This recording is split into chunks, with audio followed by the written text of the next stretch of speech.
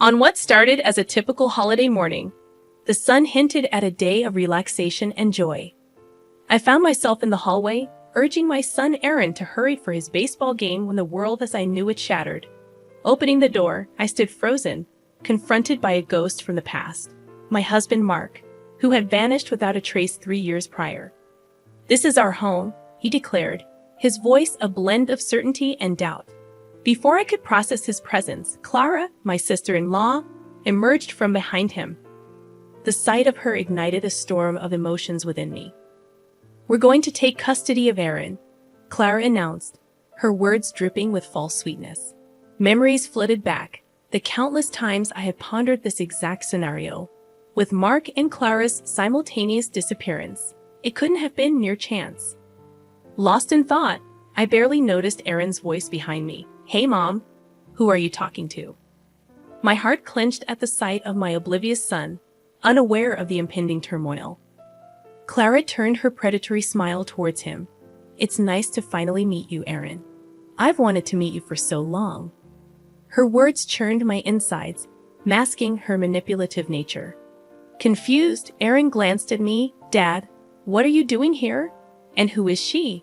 He moved closer, sensing the tension. Mark and Clara stood speechless, caught off guard by his confrontation. Before they could regain composure, Aaron spoke again, his voice tinged with anger. "We're about to leave. Move." Mark and Clara noticed something behind me, their faces drained of color. A bitter laugh escaped me as I saw my daughter Elise cradled in Aaron's arms. Mark's shock was palpable as he stared between Elise and me. "Mark, Clara," I began, my voice steady despite the chaos in my heart. "3 years ago, you left without a word. I was left alone to pick up the pieces, to raise Aaron, and to face an unexpected pregnancy." I paused, letting my words sink in. Clara's eyes narrowed, but I continued, "I'm not the same person you abandoned. I fought hard to build a life for my children and me, and I won't let you waltz back in to destroy that." Their faces reflected shock, disbelief, and briefly, guilt. But it was too late for apologies. "Please leave," I said firmly. "You have no right to be here." Mark opened his mouth, likely to offer an excuse or plea, but I shut the door on them, on the past they represented. Turning back to my children, I saw Aaron looking at me with newfound respect, and Elise gurgling blissfully, unaware of the storm that had just passed. I took a deep breath, steadying my racing heart. This was only the beginning. The battle lines had been drawn, and I was prepared to fight for my family's future. The days following Mark and Clara's unwelcome visit were a whirlwind of emotions and memories, a tidal wave threatening to drown me. I found myself revisiting the dark days after Mark's disappearance, the sleepless nights filled with worry, and the countless hours spent questioning what I could have done differently. Aaron had struggled the most. Once a cheerful and outgoing boy, he became sullen and withdrawn, his bright eyes dimming. I remembered the dinners he pushed away, the school events he begged me to skip, and the cold, distant looks that replaced his warm smiles. It tore at my heart, but I couldn't find a way to reach him.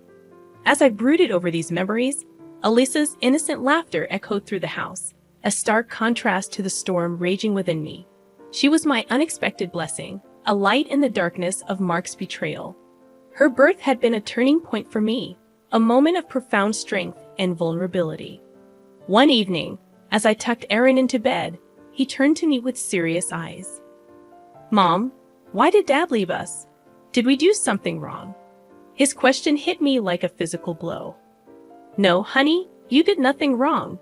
Sometimes, adults make choices that don't make sense, and it's not because of anything you did." "But why did he come back, and with Aunt Clara?" The confusion in his voice was heartbreaking. I sighed, searching for the right words. "I don't know why they came back, but I do know that we are a family. You, me, and Elise. We'll get through this together." He nodded slowly, his young face etched with worries no child should bear. "I trust you, Mom. I just wish things were like before." I kissed his forehead, whispering, "I know, my love. I wish that too." The next day, I was jolted out of my reverie by a call from my lawyer. "Miss Thompson, We need to discuss your legal options. Mark and Clara's claim is baseless, but we should prepare a case. I listened intently, my mind racing. This was my opportunity to push back, to ensure that Mark and Clara couldn't harm us any longer. Let's do it, I said firmly. I want to protect my children, and I won't let them be used as pawns in whatever game Mark and Clara are playing. Mr. Thompson's voice was reassuring. You're making the right decision. I'll start preparing the documents. We'll show them that they can't just walk over you. As I hung up, a sense of determination settled over me. Mark and Clara had underestimated me, thinking I would crumble under their pressure. But they were wrong. I was stronger now, tempered by the trials I had faced. Watching Elise play, I knew I would do whatever it took to keep them safe. This was no longer just about revenge. It was about justice for my children and me. Mark and Clara had awakened a fierce protectiveness in me, and I was ready to fight back with everything I had. As the days turned into weeks, my resolve hardened like steel. I was prepared for the legal battle ahead, but nothing could have prepared me for the emotional warfare that ensued. Mark and Clara, like vultures circling their prey, began their campaign to wear me down. One afternoon, as I collected Aaron from school, I found them waiting, their presence casting a dark shadow on the sunny day. Clara's voice was sickeningly sweet as she called out to Aaron, "Hi, sweetie. We've missed you so much." Aaron clung to my hand, his body tense. "Why are you here?" he asked, his voice barely above a whisper. Mark stepped forward, his expression one of feigned concern. "We just wanted to see you, son. We're your family too, you know." I felt a surge of anger. "You lost the right to call yourself his family when you abandoned him," I snapped, pulling Aaron closer. Clara's eyes narrowed, her facade slipping. "Lauren, you can't keep him from us. We have rights." "Rights? You have no rights here," I retorted, my voice cold. "You both made your choice 3 years ago. Now live with it." Mark's face twisted in anger. "You think you're so perfect, Lauren. You're just a bitter woman who couldn't keep her husband happy." I could feel Aaron's grip tighten on my hand, his small body shaking. "Let's go, Aaron," I said, turning to leave. But Clara wasn't finished. "You'll regret this, Lauren. We'll get what we want. We always do." Their threats echoed in my ears as we walked away, but I wouldn't let them see my fear. I had to be strong for Aaron and Elise. That night, their words haunted me. The thought of losing Aaron to those two was unbearable. I couldn't let it happen. I had to be smarter, stronger. The next day, I met with Mr. Thompson, my determination like a shield around me. "I want full custody of Aaron, and I want Mark and Clara to have no visitation rights," I stated firmly. Mr. Thompson nodded. "It's going to be a tough battle, but I believe we can win this. You're a good mother, Lauren. The court will see that." As the legal preparations progressed, I found an unexpected ally in my own home, Aaron. One evening, he came to me, his young face set in a serious expression. "Mom, I want to tell the judge that I want to stay with you, Dad, and Aunt Clara. They're not my family, not really." Tears welled in my eyes as I hugged him tightly. "Thank you, Aaron. That means more to me than you'll ever know." The day of the court hearing arrived like a storm on the horizon. I walked into the courtroom with Aaron by my side, ready to fight for our future. As the proceedings began, Clara tried to play the doting aunt, her words dripping with insincerity. Mark played the role of the repentant father, but his eyes were cold and calculating. However, when Aaron spoke, his voice clear and unwavering, the truth shone through. "I want to stay with my mom. She's been there for me when no one else was." The judge's decision came like a ray of sunlight through the clouds. Full custody granted to me with no visitation rights for Mark and Clara. As we left the courtroom, Mark's face was a mask of rage, and Clara's eyes burned with malice. But it didn't matter. We had won, Aaron and I together. The victory in court brought a temporary sense of peace, but it was short-lived. Mark and Clara, like wounded animals, became more desperate and dangerous in their tactics. They started a slanderous campaign, spreading lies and rumors about me in our community. It was a psychological warfare I hadn't anticipated. One evening, Aaron came home from school, his eyes brimming with unshed tears. "Mom, kids at school are saying you stole me from Dad, that you're keeping me away from him because you're mean." My heart broke at his words. "Aaron, you know that's not true. Everything I've done to protect you and Elise." He nodded, but the doubt was evident in his eyes.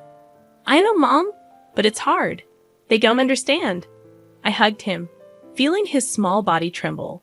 "I know it's hard, sweetheart, but we'll get through this. We're stronger than their lies." As the days passed, the rumors grew more vicious. Clara had always been cunning with her words, and now she used them like a weapon to turn my world upside down. I knew I had to fight back, but I was wary of stooping to their level. Then one day, Mark showed up at my workplace, a facade of remorse plastered on his face. "Lauren, can't we just talk about this for Aaron's sake?" His words were like poison, and I could see through his act. "There's nothing to talk about, Mark. You made your choice. Now live with it."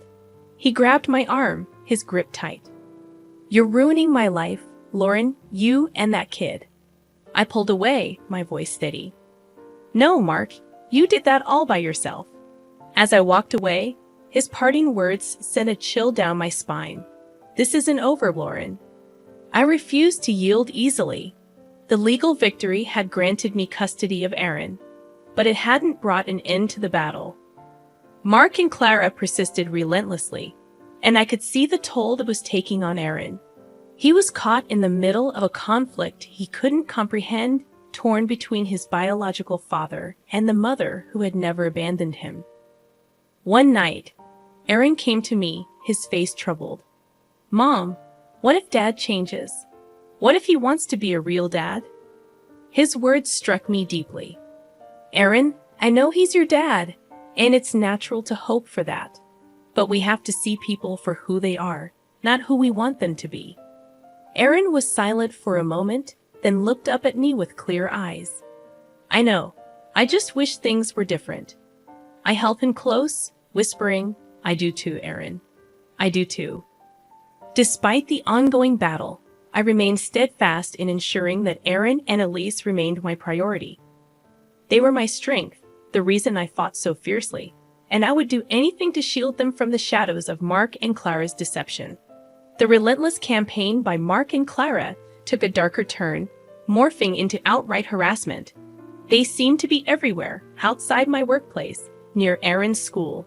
Always lurking, always watching. It was a psychological siege, and I felt its weight every day. But I refused to be cowed. It was time to strike back, to make them understand that they couldn't disrupt our lives without facing consequences. I scheduled a meeting with Mr. Thompson, my resolve unwavering. "Mr. Thompson, it's time we take more aggressive legal action. I want to file for a restraining order against Mark and Clara, and I want to sue them for harassment and defamation," I declared. Mr. Thompson nodded in agreement. "I think that's a wise decision, Lauren. Their behavior is unacceptable, and it's time they face the legal repercussions." The legal proceedings were arduous, but I remained resolute.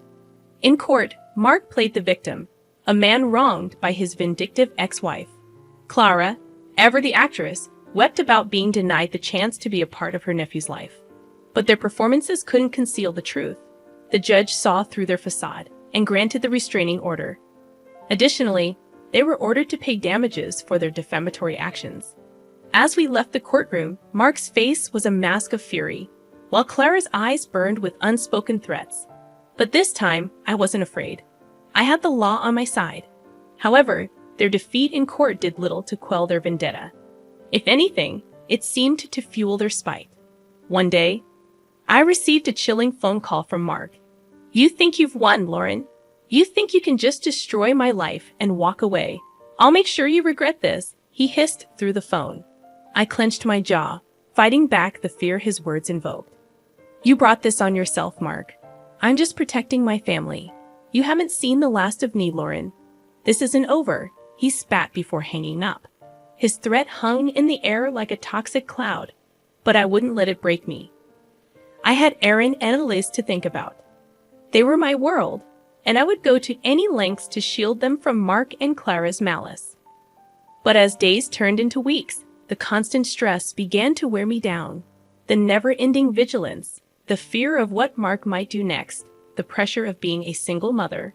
It was all-consuming. One evening, as I put Elise to bed, Aaron came to me, his expression somber. "Mom, are we going to be okay?" Dad sounded really mad on the phone. I pulled him into a hug, my heart aching for the worry he had to bear. "We're going to be okay, Aaron. I won't let anything happen to us, I promise." But even as I spoke the words, I knew the battle was far from over. Mark and Clara were like a storm on the horizon, and I needed to be ready for whatever they threw our way. The weeks following the court ruling were a tense and watchful time. Mark and Clara, now bound by the restraining order, had receded into the shadows, but their silence was more unnerving than their threats. I knew this lull was just the calm before another storm. Then it happened. Clara, in a move of sheer desperation, orchestrated a public scene. I was picking up groceries when she appeared out of nowhere, screaming accusations. "You're a monster, Lauren. You've torn our family apart." Her theatrics backfired. The store manager recognized the disturbance and called the police. As they escorted a hysterical Clara away, her image of the wronged aunt crumbled. This public meltdown was the final straw. The police charged Clara with violating the restraining order and public disturbance. Mark, too, faced consequences.